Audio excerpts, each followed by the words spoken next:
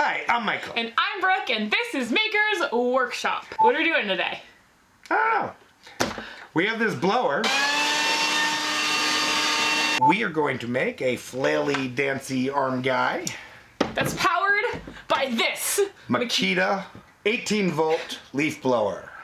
Because why the heck not? Thank you to the Home Depot for sponsoring this video. Let's go! We needed to start things off with a rough proof of concept. So I got a good chunk of this nylon material from Amazon to mess with. I'm just gonna sew a big tube to shoot the blower into to see how the material behaves with minimal finagling. So I folded the edge of the material uniformly and then cut it. Before I get this into a tube shape, I'm going to sew a pocket for an elastic to slip into.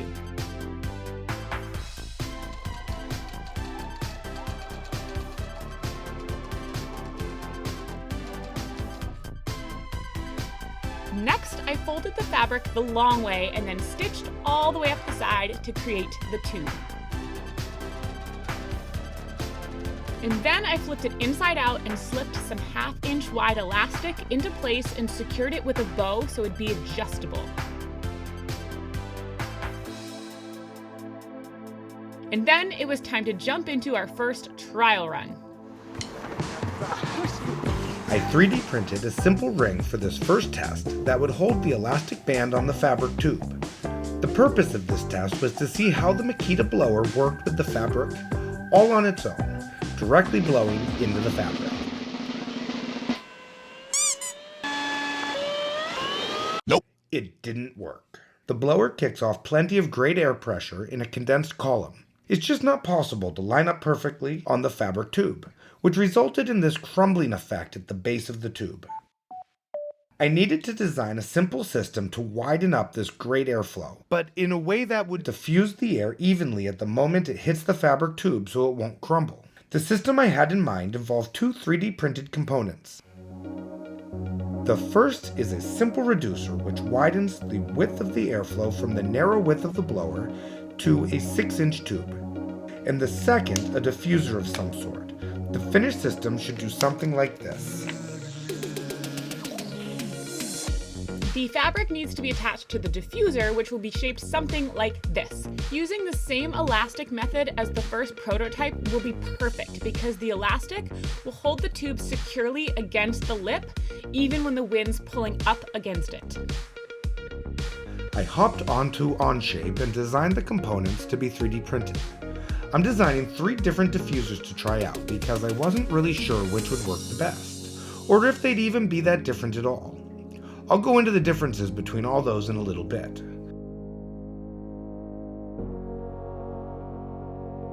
I wanted to give my system a test spin. I secured a piece of 6-inch ducting to the back of the diffuser using a hose clamp. The other end of the ducting gets the 3D printed reducer. I was low on hose clamps at the moment, so we used a zip tie to get this secured. I used 4-inch dust collection hose on the other side of the reducer with another hose clamp. This is the hose I directly attached to the blower with another clamp. The point of this setup was really just to make sure it wouldn't blow apart on us, but we weren't paying too much attention to making it perfect because it wasn't the final version. Good news, it didn't blow apart. So we could turn our attention over to the 3 different diffusers that I 3D printed. All right, so the first one that we already tried had a inset on the back side with a solid roof. We added a hole which didn't really make all that much difference, but did make a little bit of a difference. So we have the second iteration of that, which is the same exact thing, but we reversed the pocket so that it won't pocket the air. It'll hopefully force it up through the groove, and we widened the ridge. And then we went one step further, and instead of widening the ridge, I just added a second one to see if that would diffuse the air a little bit more, but we still reversed the pocket. And then it was time for the official diffuser tests. So good news was that the diffuser did alleviate the crumpling issue at the base of the tube. The bad news was that it still didn't work. Diffuser number 2 was just a tiniest bit better, but still overall pretty bad. Yeah. It's not a win. I'm I'm excited about it. So number 3 was our only hope, and again, it was a very, very slight improvement, but still pretty bad. In a last-ditch effort, we cut a few inches off the top of the tube.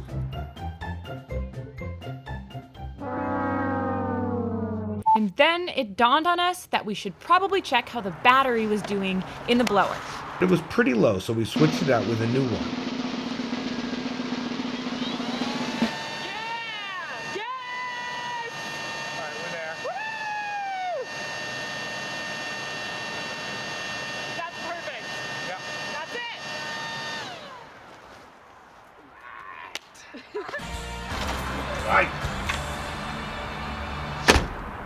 I really think the best way to go is to do 2 pieces that look like 2 pieces that look like this, and then sew them together.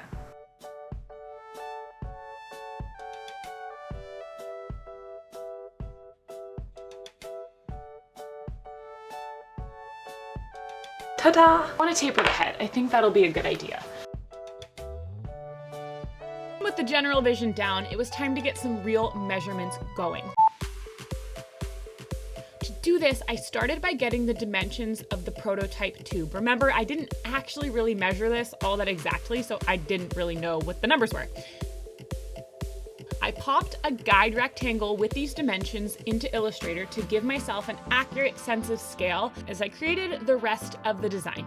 I'm doing this in color blocked chunks, each chunk representing a piece of fabric.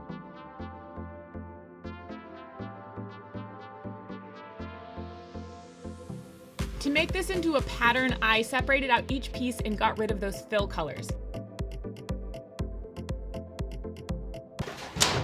Sincerely, this would not be that hard to hand cut, but I could. This fabric handles exceptionally well on the laser cutter. Because it's so thin, it's really fast too. The only tricky part is getting the fabric to lay down as smoothly as possible. I used little magnets to hold the corners down and adjust the tension to pull things taut. You just have to be sure that the magnets are not in the path of the laser.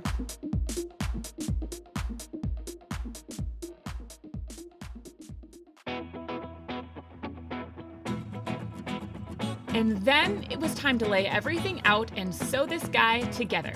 I started with the face and pinned everything where I wanted it. I'm securing this with a running stitch on the outline of each shape. I went as slowly and carefully as I could because this stitch is going to be a bit visible. Next, I attached all of the body pieces. To do this, I folded the pretty sides together along the seam that I was going to be starting with and got sewing.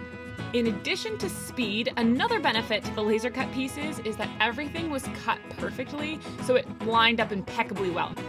It made the sewing process really smooth.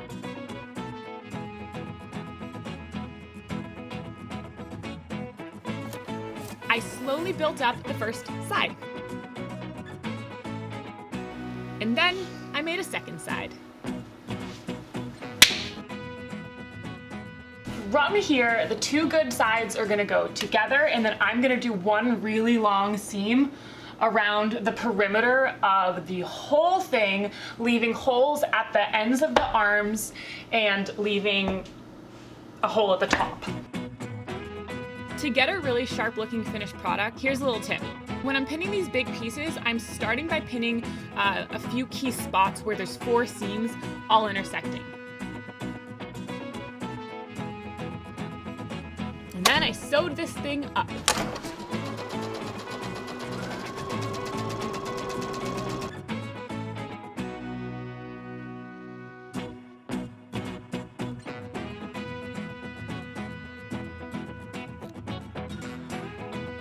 Last thing to do was to flip them inside out and to see the finished product.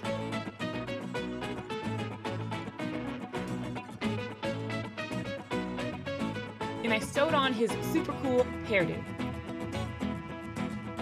I cut a Maker's Workshop logo onto window vinyl and used painter's tape as transfer tape to make a nice sticker for him. Alright, so while Brooke sews the actual piece that's going to be blowing up, we're going to make a box to put all of that ugly plumbing hosing into and give it a tidier look at the end. To do this, I'm going to use the laser cutter and just 1/4 inch underlayment. The Boxomatic app makes designing laser cut box joints as simple as can be. I selected that I wanted an open box and then popped in all of my dimensions. The app even accounts for the kerf of the laser for a tight fit. Alright, so that's all there is to the box. Now we're going to airdrop it over to the MacBook, put it right in Lightburn, add those circular cutouts, and get to cutting. The wood that I'm using is a little old, it's kind of warped, so I'm going to cut one piece at a time so that as the piece is released it doesn't spring up and get caught in the head.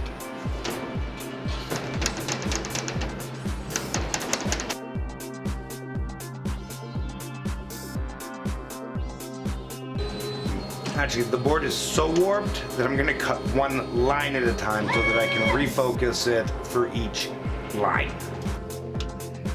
It's going to take a little bit more time this way, but this way for this particular project I can use a board that otherwise I probably am not going to be using.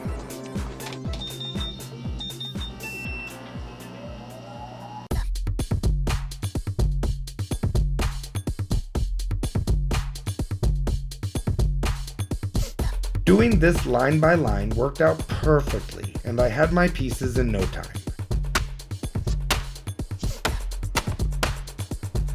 Alright, so we have all of our pieces, and now I'm just going to kind of pop them together like a puzzle.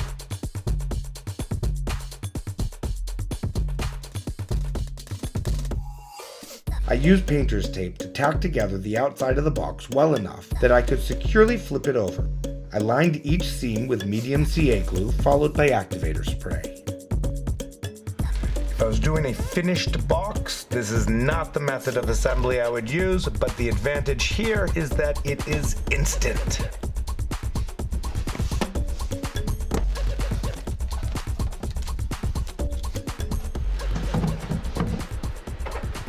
We have our diffuser, our adapter down to the 4-inch tubing,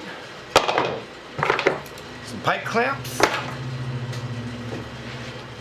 and a piece of 6-inch ductwork for inside the box. I made a silly error and laser cut the wrong size hole for the adapter.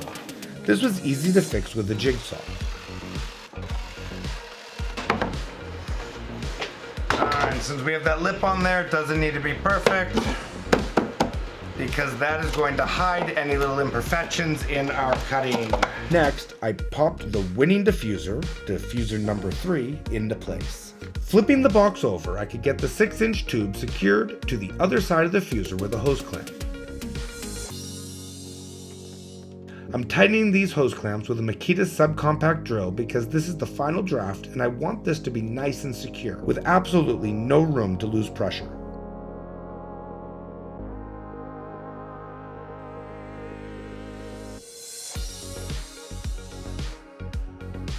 I had intentionally cut this guy's legs a bit long, thinking I could trim it down if I needed to.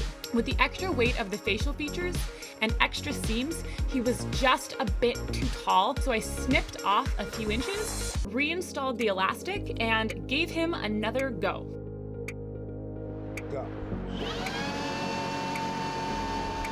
And he danced perfectly.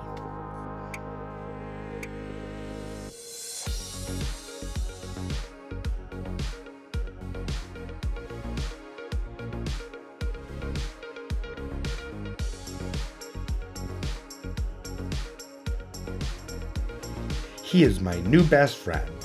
I love him. Sorry, Brooke. I think we're gonna use it all the time. You know what's really sad? I actually think of all the things we've made, that one might get the most use of anything. Yeah. Yeah. Whether you're just feeling lonely, you want a dance partner. Bam.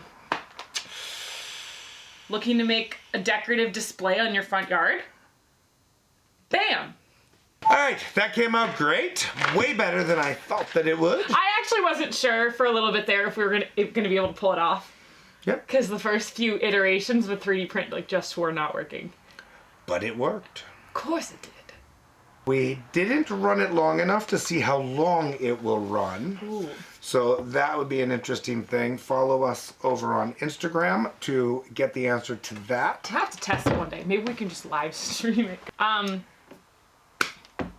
that's kind of it. It's kind of it. It was a fun project. If you enjoyed this video, don't forget to click subscribe on your way out, and we'll see you next time. Also click the like and also leave a comment because we appreciate it. Bye!